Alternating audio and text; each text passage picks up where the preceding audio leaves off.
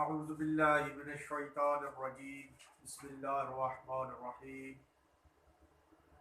وما ارسلناک الا رحمۃ للعالمین۔ آج کا میرا موضوع رسول پاک صلی اللہ علیہ وآلہ وسلم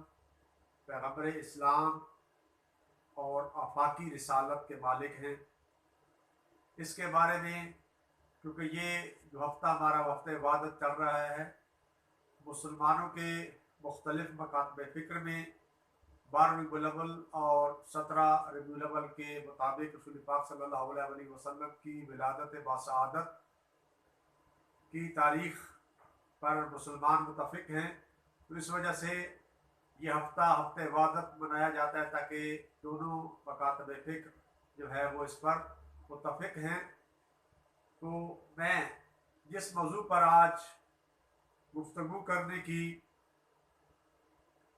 کوشش کر رہا ہوں کہ وہ ہے رسول پاک صلی اللہ علیہ وآلہ وسلم کی ہستی، یعنی اسلام کی ایک آفاقی رسالت کے مالک ہیں۔ جیسے کہ میں نے آیت کی تلاوت کی کہ وَمَا أَرْسَلْنَاكَ إِلَّا رَحْمَةً لِلْعَالَمِينَ، ہم نے تم کو صرف تمام عالموں کے لیے رحمت بنا کر بھیجا۔ تو تمام عالمین کے لیے رسول پاک صلی اللہ علیہ وآلہ وسلم اس دنیا میں جب آئے تو یہ دنیا ظلمت و بربریت اور کفر و شرک کے ظلمتوں میں ڈوبی ہوئی تھی۔ تو سب سے پہلے جو میں نے آیت پڑھی، اس کی آگے وضاحت ہوگی انشاءاللہ۔ پھر خدا تعالیٰ ارشاد فرماتا ہے کہ جیسے کہ میں نے موضوع کے اوپر موضوع بیان کیا کہ آپ صلی اللہ علیہ وآلہ وسلم کی شخصیت جو ہے ایک آفاقی شخصیت ہے تمام عالمین کے لیے۔ اللہ تعالیٰ سورہ فتح کی آیت نمبر 28 میں فرماتا ہے وَالَّذِي أَرْسَلَ رَسُولَهُ بِالْهُدَى وَدِينِ الْحَقِّ لِيُظْهِرَهُ عَلَى الدِّينِ كُلِّهِ وَكَفَى بِاللَّهِ شَهِيدًا۔ وہی خدا تو ہے جس نے اپنے رسول کو قرآن یعنی ہدایت اور دین حق کے ساتھ بھیجا تاکہ وہ اس کو دنیا کے تمام ادیان اور عقائد پر غالب کر دیں، اور اس کلام کی حقانیت کے لیے صرف خدا کی گواہی جو ہے وہ کافی ہے۔ یہاں پر جو خدا ہے بالہدا، یعنی هو الذی ارسل رسولہ بالہدا، یہاں سے بالہدا سے مراد جو ہے وہ ہدایت یعنی قرآن ہے، یعنی رسول پاک صلی اللہ علیہ وآلہ وسلم کو اللہ تعالیٰ نے یعنی قرآن مجید، فرقان الحمید جیسی کتاب دے کر بھیجا، اور اس دین کے ساتھ بھیجا جو تمام ادیان عالم پر جو ہے وہ غالبہ کرے گا، اور اس حقانیت کے گواہ جو ہے وہ خدا تعالیٰ کی خود خدا تعالیٰ کی ذات جو ہے وہ بتاتا ہے۔ تو اس طرح ہم اگر قرآن مجید کا مطالعہ کرتے ہیں تو 40 سے زائد ایسی آیات ہیں کہ جو قرآن کریم کی عمومی دعوت، یعنی قرآن کریم ہر انسان کے لیے، انسانیت کے لیے ہادی بن کر آیا ہے، اور پیغمبر اسلام بھی ایک آفاقی رسالت کے ساتھ جو ہے وہ اس دنیا میں تشریف لائے ہیں، اور اس حقیقت پر قرآن مجید میں بہت ساری جو ہے وہ دلائل جو ہے وہ موجود ہیں، اور بہت ساری آیات اس کے اوپر جو ہے وہ روشنی ڈالتی ہیں۔ تو اب سوال یہ پیدا ہوتا ہے کہ رسول پاک صلی اللہ علیہ وآلہ وسلم کی اگر صحیح تباہ کی جائے، اور جو دین لے کر آئے ہیں، جو نظام لے کر آئے ہیں، یہ رسول پاک صلی اللہ علیہ وآلہ وسلم ایک نظام کے ساتھ آئے ہیں، جس نظام کو دین اسلام کہا جاتا ہے۔ تو آپ صلی اللہ علیہ وآلہ وسلم کی آمد سے پہلے کے حالات اور ان کے اوپر کچھ روشنی، اور اس کے بعد نیکسٹ جو ہے وہ ویڈیو میں، نیکسٹ لیکچرز میں انشاءاللہ جو ہے وہ موجودہ حالات کے ساتھ اور رسول پاک صلی اللہ علیہ وآلہ وسلم کے اس دنیا میں آنے سے پہلے جو حالات ہیں، اور آپ صلی اللہ علیہ وآلہ وسلم نے ایک نظام قائم کیا، اور اس کے بعد ایک جو ہے وہ الہی حکومت کا قیام کیا، اور اس وقت معاشرے کی کیا حالت تھی، اور رسول پاک صلی اللہ علیہ وآلہ وسلم کے دور میں اور اس کے بعد آپ کے جانے کے بعد، اس دنیا سے جانے کے بعد کن وجوہات کی وجہ سے کر کے مسلمان جو ہے وہ تنزلی کا شکار ہیں۔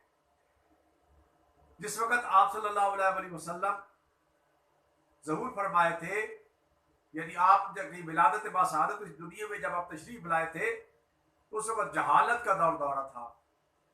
فرہنگی و اخلاقی پستی اپنی انتہا کو پہنچی ہوئی تھی، شرک و بت پرستی اپنے تمام تطورات کے ساتھ پوری کائنات کو اپنی آغوش میں لیے ہوئے تھی۔ آسمانی مذاہب یعنی نصرانیت اور یہودیت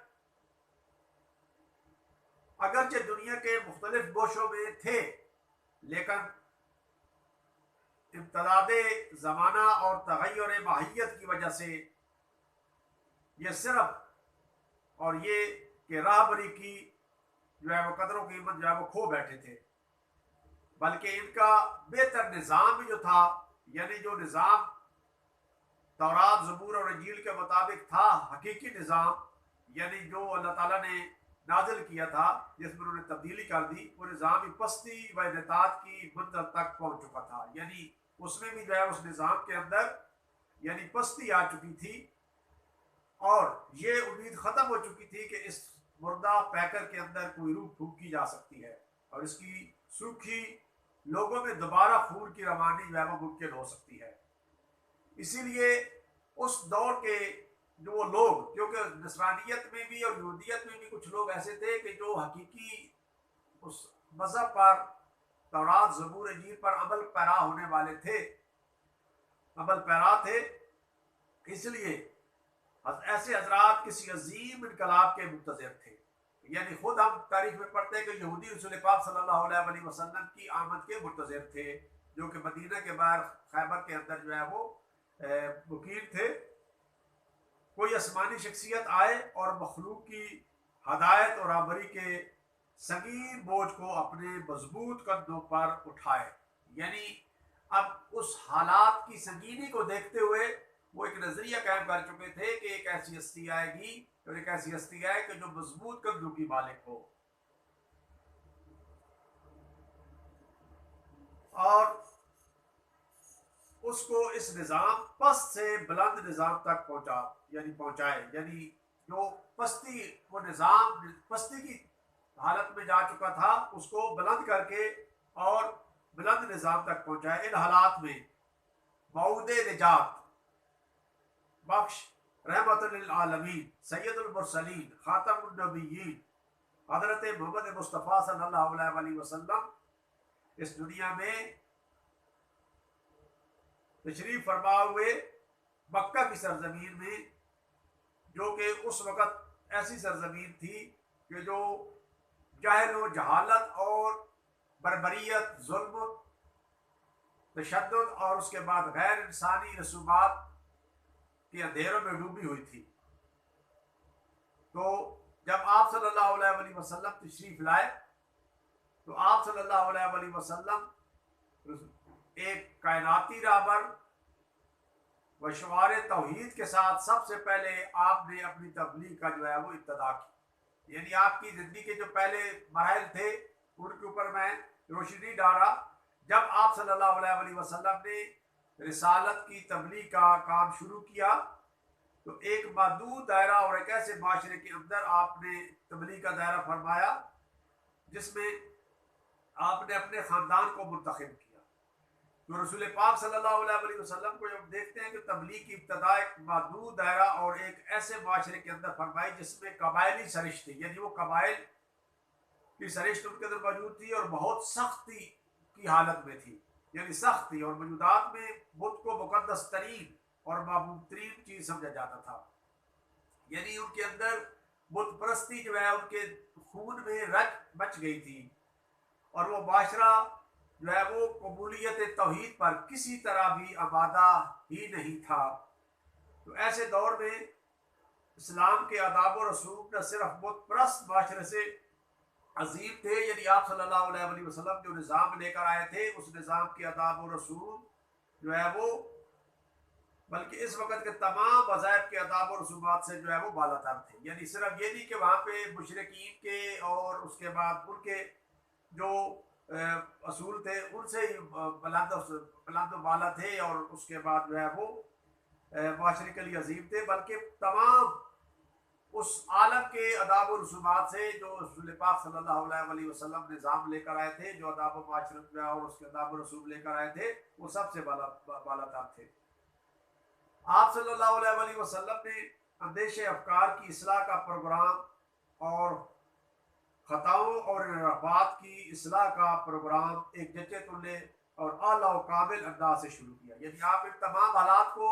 جو آپ صلی اللہ علیہ وسلم نے جب تبلیغ کا کام شروع کیا اس وقت معاشرے کے مطالعے کے مطابق اور معاشرے کے حالات کو مد نظر رکھتے ہوئے آپ صلی اللہ علیہ وسلم نے ایک طریقہ کار وضع کیا جو بالکل کامل اور اعلیٰ انداز سے پر مبنی تھا. رسول اکرم صلی اللہ علیہ وسلم ایک کائناتی راہبر و شعار توحید کے ساتھ سب سے پہلے اپنی تبلیغ کی ابتدا جو تھی اپنے قریبی رشتہ داروں میں دعوت توحید سے شروع کی. اس کے بعد مکہ والوں کو اور پھر جزیرے عربستان کو دنیا کے آخری نبی ہونے کے عنوان سے دعوت دی تھی. یہاں پر رسول پاک صلی اللہ علیہ وسلم نے جب دعوت دی تو سب سے پہلے جس نے رسول پاک صلی اللہ علیہ وسلم کے پیغام کو قبول کیا وہ حضرت علی ابن ابی طالب علیہ السلام کی ذات گرامی اور حضرت خدیجہ الکبریٰ سلام اللہ علیہ کی ذات مبارک تھی. اور جب آپ اپنے دعوت ذوالعشیرہ میں جب دعوت دی تو حضرت مولا علی علیہ السلام نے جب آپ کی حمایت کا اعلان کیا تو اس وقت ایک آپ صلی اللہ علیہ وسلم نے جملے فرمائے تھے, حدیث فرمائی تھی کہ میرے بعد جو ہے وہ میرا جانشین میرا ولی اور میرا بھائی اور میرا وارث علی ابن ابی طالب علیہ السلام ہوگا, اور اس کی جو بات کہے گا اس کی بات آپ کو سننی ہوگی, یعنی آپ اس کی بات کو سنو گے. تو کیونکہ بعد میں امت مسلمہ نے اس چیز کو بھلا دیا. سب سے بڑھ کر بات یہ ہے کہ نظام کو رسول پاک صلی اللہ علیہ وسلم جس نظام کے ساتھ آئے تھے اس نظام کو آگے چلانے کے لیے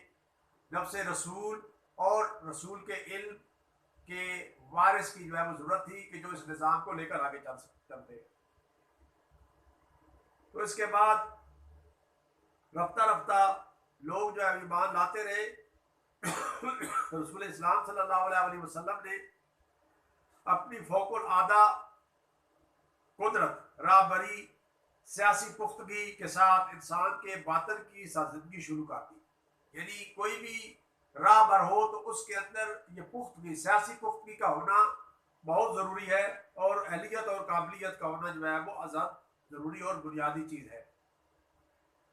تو اس طرح آپ صلی اللہ علیہ وسلم نے سیاسی پختگی کے ساتھ انسان کے باطن کی سازندگی شروع کر دی اور فطری توحید و اسرار کائنات میں مطالعہ و دقت کے ذریعہ بشر کو غیر معدود ہستی سے آشنا کرایا. یعنی خدا و تعالیٰ سے آشنا کرایا, صحیح حقیقی توحید جو ہے وہ سے آشنا کرایا. جس وقت لوگ اپنی کوتاہ فکری کی وجہ سے قبیلوں کی تقسیم بندی, فخر و مباحات اور معاشرہ کے خود ساخت امتیازات, اقتدار, اقدار اور غیر معقول تعصب میں مبتلا تھے. اس وقت آپ صلی اللہ علیہ وسلم نے جب قیام فرمایا اور تمام خود ساختہ امتیازات کو ختم کر کے زندگی کے عمل اور باہمی روابط کے بارے میں جدید مفاہیم کو احکام و مقررات کے ایک رشتہ میں منسلک کر کے ایک انسان ساز پروگرام پیش فرمایا. تمام مقاصد و افکار کو ایک مرکزیت عطا کی تاکہ ملتوں کو غلامی سے آزاد کرایا جائے اور مظلوموں کی ظالموں کے پنجوں سے رہائی اور کیسر و کسر کی زبردستیوں کا ڈٹ کر مقابلہ کیا جا سکے. تو آپ صلی اللہ علیہ وسلم نے اگر آپ صلی اللہ علیہ وسلم نے جو نظام قائم کیا تھا, آج بھی مسلمان اسی طرح پستی اور ظالم اور ظالموں کی بربریت کے پنجے کے اندر دبوچے جا رہے ہیں. اور آج بھی اگر تمام ملت اسلامیہ رسول پاک صلی اللہ علیہ وسلم اس نظام اور طریقہ کار کو اپناتے ہوئے ایک توحید کے پرچم کے نیچے اکٹھے ہو کر اور رسول پاک صلی اللہ علیہ وسلم کی اتباع کرتے ہوئے اور قرآن کی تعلیمات سے آشنا ہوتے ہوئے تمام توحید کے پرچم کے نیچے اکٹھے ہو جائیں اور اتباع رسول میں آ جائیں تو اس دور کے نظام کو بھی جو ہے وہ شکست دی جا سکتی ہے. اس لیے مسلمانوں کے درمیان وحدت اور اتحاد کی ازحد ضروری ہے. اور انشاءاللہ اس کے بعد حضور پاک صلی اللہ علیہ وسلم نے جو احکام دستورات پیش کیے ہیں ان کے عالی ترین اور نفیس ترین ہونے کا اقرار ان لوگوں ہی نہیں کیا بلکہ جو ان احکامات کو آسمانی یعنی الہی نہیں بھی سمجھتے تھے، وہ بھی آج رسول پاک صلی اللہ علیہ وسلم کے اس نظام اور اس کے کار کو جو ہے وہ سراہتے ہیں اور اس کے اوپر وہ ایمان رکھتے ہیں۔ تو اس کے بعد نیکسٹ ایپیسوڈ میں انشاءاللہ اسی چیز کو آگے چلاتے ہوئے کہ رسول پاک صلی اللہ علیہ وسلم اور آپ صلی اللہ علیہ وسلم کے اہل بیت اور اصحاب اطہار نے، اصحاب اکرام نے، اصحاب ابرار نے جو ہے وہ کس طریقے سے جو ہے وہ اسلام کو ترویج کیا اور اسلام کی حمایت کی اور اس کے بعد معاشرہ سازی کی۔ انشاءاللہ اس کے بعد ہم اگلی ویڈیو میں کریں گے۔ والسلام۔